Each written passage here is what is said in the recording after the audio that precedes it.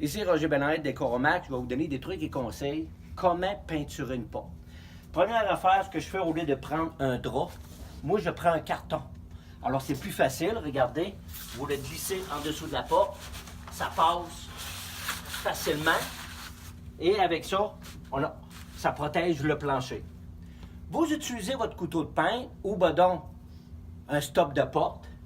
Moi je le mets en arrière de la porte ici pour vraiment quand on travaille après la porte qu'il soit bloqué pour pas que ça s'afferme ici.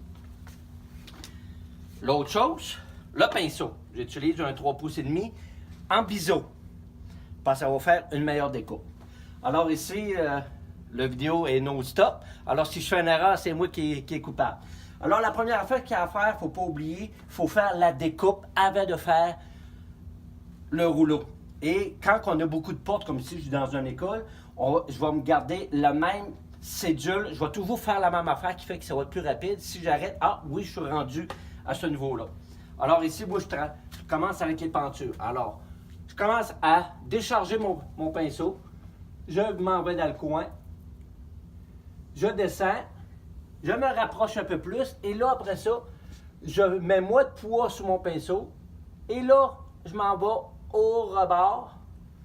Et ça fait une belle découpe. Si on voit ici une petite démarcation, on fait juste le licher. OK? On reprend le deuxième processus. Je dégage mon pinceau, je commence un peu plus haut, je me rapproche. Et ici, on y va dans l'autre sens pour aller dans le coin, en le lichant délicatement. Jamais mettre de poids. Une autre affaire pour le pinceau, comme vous pouvez voir, moi j'utilise, c'est de la manière pour faire une belle découpe, c'est de cette manière-là que je tiens mon pinceau. Alors ici, je décharge. Je reviens, je découpe mon petit coin ici. Là, vu que mon pinceau est déchargé, je vais en profiter faire le coin. Et voilà, c'est fait. Après ça, je m'en vais faire mon bas. Alors, vu que j'ai un carton, je peux aller un peu plus rapidement. Quand même, si je dépasse, c'est pas grave, le carton est là. Ma troisième cédule, je vais découper ma vitrine. Alors, c'est pour le pinceau. Regardez bien comme il faut attentivement. Vu que là, j'en ai pas large, je vais commencer à décharger légèrement mon pinceau. Comme vous pouvez voir, la moitié est sur ici et l'autre moitié, regardez, est débordée de l'autre bord. Alors, vu là, je l'ai déchargé, je peux aller à mon coin, je le descends tranquillement. Et, idéalement, c'est de le faire dans les deux sens. Avec ça, on est sûr qu'il y en a vraiment partout. Comme vous pouvez voir, regardez, l'autre côté est fait. Alors, si on prend tout le pinceau, on le met tout de main, on va déborder. Une autre affaire, toujours attaquer son problème de face. Alors ici, regardez, je suis vraiment de face. Si je me mets comme ça, c'est officiel que je vais aller en mettre sur la vitre. Alors, si, dans le cas, vous avez peinturé la vitre, vous prenez une guenille avec votre couteau, vous le passez, regardez, c'est instantané. Vous allez pouvoir l'enlever. Alors, on continue de faire la fenêtre. Alors, ici, vu que j'ai arrêté là, je vais partir un peu plus bas ici pour pouvoir décharger un peu mon pinceau. Et je recommence. Je fais ma découpe, j'arrête.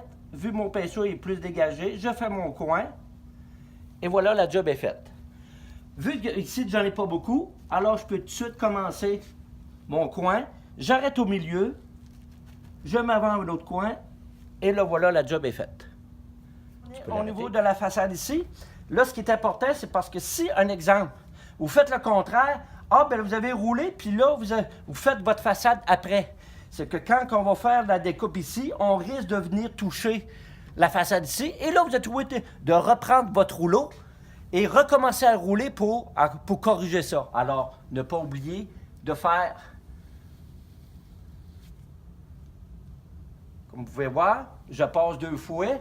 Et là, ici, le rebord, parce que ici, c'est pas la même peinture, je vais me placer de côté de billet de même. Alors, vu que j'ai de la peinture en masse, tu peux venir voir de côté ici de le faire. Regardez, je descends et je fais ça en une shot.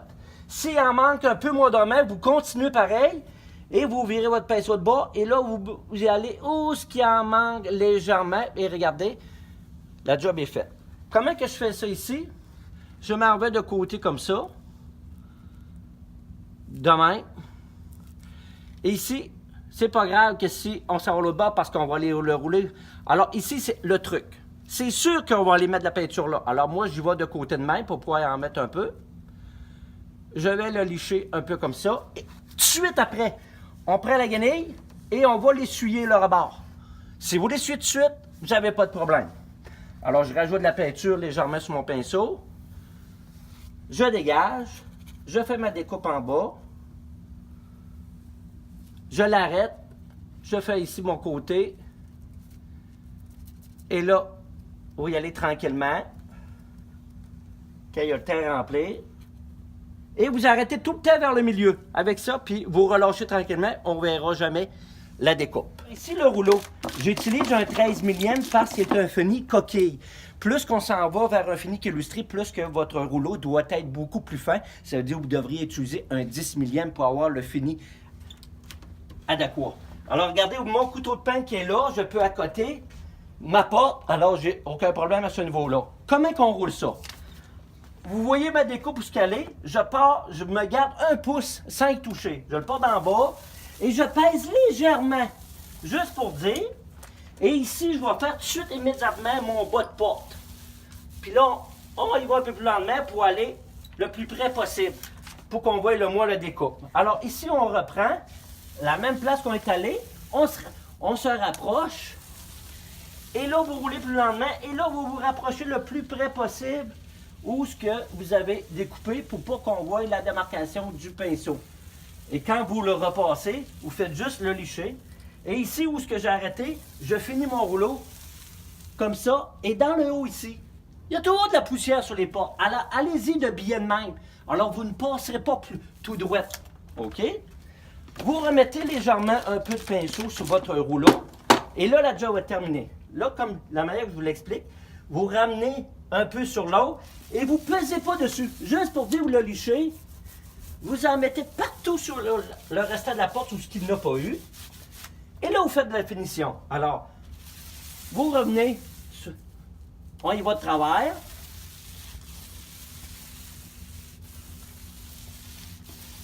On ne pèse pas dessus, on fait notre coin ici. Comme vous pouvez voir, je m'en vais vers la gauche, alors le bout qui est le plus léger doit être à ma droite, pour ne pas avoir de démarcation, pour ne pas faire des cordons. Alors, ici, on repasse tranquillement, vu que on veut tout bien cacher. On remonte, on ne met pas de poids dessus, on vire notre rouleau de bord, parce que là, on s'en va vers la droite pour ne pas faire de cordon. Vous finissez tout le temps dans le milieu, et voici la porte. Elle va être super belle. Et si vous avez besoin d'autres trucs et conseils, gênez-vous pas, écrivez-moi ou appelez-moi. Et on pourra faire des vidéos en conséquence de ce que vous voulez avoir comme truc.